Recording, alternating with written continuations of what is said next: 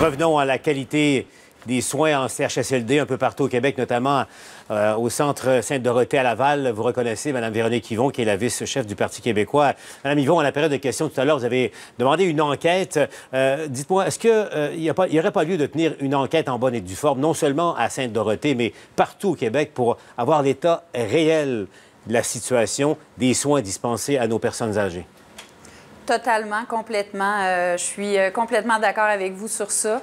Écoutez, ce qu'on entend depuis hier au sujet du CHSLD de Sainte-Dorothée, c'est complètement bouleversant. C'est intolérable dans une société aussi avancée en 2018 que la société québécoise. On ne peut pas accepter ça. Et c'est pas la première fois. Je me suis levée, moi, au mois de février pour dénoncer des situations au CHSLD de Maria, en Gaspésie, un autre CHSLD à Laval, où on avait des histoires du même genre, où on n'arrivait pas à nourrir les gens convenablement, où quand l'heure du midi arrivait, le déjeuner n'avait même pas encore pu être servi, alors où des gens avaient passé un mois sans avoir de bain. C'est assez. On ne peut pas tolérer ça. C'est indigne. Alors, collectivement, on a travaillé sur le mourir dans la dignité de manière magnifique, mais il faut s'occuper de vivre et vieillir dans la dignité. Et c'est incroyable l'attitude du gouvernement et l'attitude du ministre qui, plutôt que déclencher une enquête en bonne et due forme, remet en cause la parole des gens qui ont le courage de dénoncer la situation. Madame Yvon, ce qui m'amène à l'autre question. Nous sommes de facto en campagne électorale. Je posais la même question à François Paradis de la CAQ tout à l'heure. Si, par hypothèse, le 1er octobre, vous êtes élu et vous formez le gouvernement, est-ce que c'est un engagement solennel de votre part de tenir une enquête, que ce soit une commission d'enquête ou encore un mécanisme plus léger, mais pour avoir un portrait indépendant, véridique de l'état de situation des soins dispensés à nos personnes âgées? Je pense que c'est vraiment devenu un incontournable. On ne peut pas rester les bras croisés quand on entend des histoires d'horreur. Je n'exagère pas dans mes mots. Je pense que tout le monde est bouleversé. C'est pas pour rien qu'on en parle autant aujourd'hui. Alors oui, il faut qu'il y ait une enquête générale. Le mécanisme, oui, reste à voir parce qu'on veut pas quelque chose de trop lourd.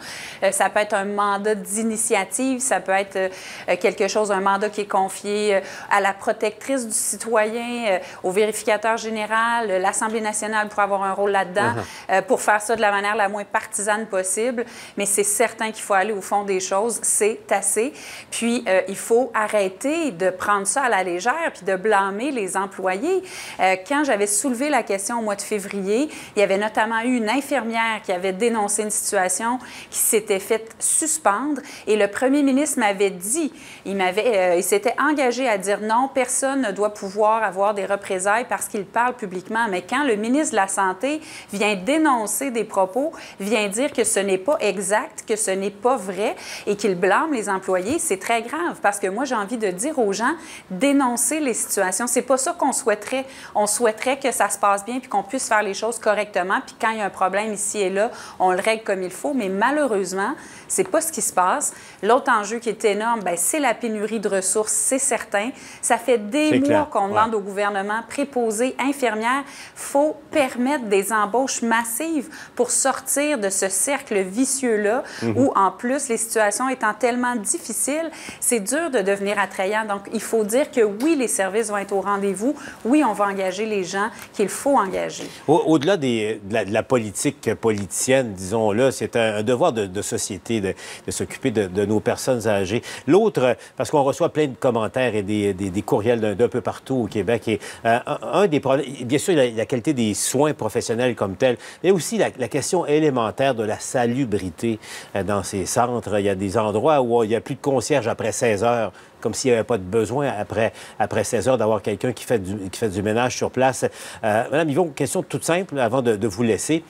Le MAPAC, le ministère de l'Agriculture, envoie des inspecteurs pour vérifier la salubrité des restaurants un peu partout et on met à l'amende des restaurateurs pour des délits qui sont parfois mineurs mais qui ne respectent pas les règles. Pourquoi on ne ferait pas la même chose dans les CHSLD? Seriez-vous d'accord, vous, qu'on crée une brigade légère mais de choc qui aurait le pouvoir, le droit et le devoir d'entrer partout dans les CHSLD au Québec et d'aller vérifier jour après jour l'état des chambres et l'état des lieux dans lesquels vivent nos personnes âgées?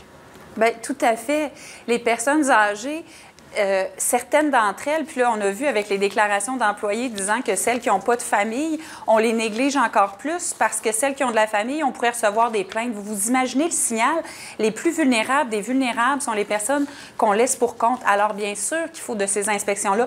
Normalement, elles existent, mais ça aussi, il faut arrêter de couper. Il faut avoir des équipes en bonne et due forme qui peuvent aller n'importe quand pour aller voir comment ça se passe. L'idée, c'est pas de blâmer les gens qui font un travail extraordinaire. Ils se donnent corps et âme, ces gens-là, pour aider nos aînés, des personnes aussi très vulnérables dans nos CHSLD. Il faut juste s'assurer que collectivement, on a l'heure juste, qu'on ne laisse pas les compressions, ce qui a eu cours, mener les choses et faire en sorte qu'on a des situations épouvantables comme ce qui nous est rapporté, des plaies de lit, M. Larocque, des plaies de lit qui n'arrivent pas à guérir. On a réussi à obtenir un document qui fait état des choses. Le ministre peut bien dire ce qu'il veut. On a des états de situation jusqu'au début du mois d'avril qui disent qu'il y avait une perte de contrôle. Oui, alors... Vous avez une preuve de ça? Parce que le ministre nie ça. En tout cas, dans le cas de Sainte-Dorothée, il dit que les patients, les cas qui ont été dénoncés hier, ce sont des personnes qui avaient des plaies de lit avant d'arriver à Sainte-Dorothée. Vous dites que vous avez des cas documentés, là, des preuves comme quoi ça existe ailleurs? Oui, tout à fait. Puis, ce que le ministre veut laisser entendre, c'est que depuis qu'il y a un comité d'urgence, vous imaginez, il a fallu qu'il y ait un comité d'urgence mis en place au mois d'avril, tellement la situation était grave. Dans les nouvelles admissions, il n'y a pas eu de nouvelles plaies de lit. Mais les gens qui avaient des plaies de lit avant la mise sur pied de ce comité d'urgence-là, c'est loin d'être guéri, c'est loin d'être réglé. Alors, oui, quand on a des versions contradictoires comme celle du ministre, qu'est-ce qu'il faut faire dans une société responsable? Il faut faire une enquête, il faut déclencher une enquête. On ne peut pas tergiverser avec ça. Puis si le ministre est si confiant que tout est parfait, pourquoi il hésite à déclencher une enquête? Qui la déclenche? Nous, les informations qu'on a, c'est celles qui sont relayées par les employés qui sont d'une gravité sans nom. Alors, on ne peut pas rester les bras croisés. Il faut qu'il y ait une enquête sur ce qui se passe très précisément et très rapidement dans ce CHSLD. Merci, Mme Yvon, d'avoir été avec nous à 100% Nouvelles. Merci.